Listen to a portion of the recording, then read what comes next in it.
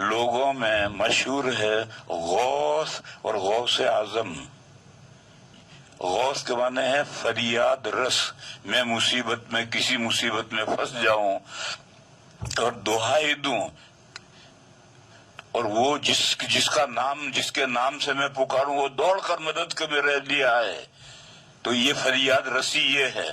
میرے بھائیوں اور بہنوں جان لو کہ غوث اللہ کے علاوہ کوئی نہیں، فریاد رس اللہ کے علاوہ کوئی نہیں، اللہ ہی غوث بھی ہے، غوث اعظم بھی وہی ہیں۔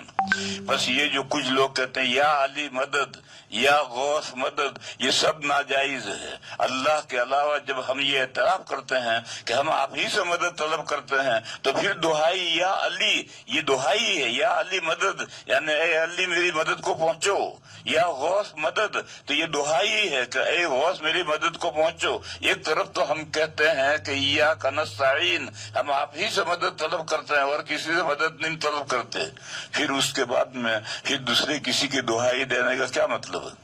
بس اگر یہ کوئی کہے کہ غوث اور غوث اعظم یہ جو کتابوں میں لکھا ہوا ہے اور لوگوں میں مشہور بھی ہے اور لوگ یہ دہائیاں دیتے بھی ہیں، یا علی مدد یا غوث مدد، یہ سب جائز نہیں ہے۔ اگر آپ ایاک نعبد کہتے ہیں تو پھر اب دوسرے کسی کی دہائی مت دو۔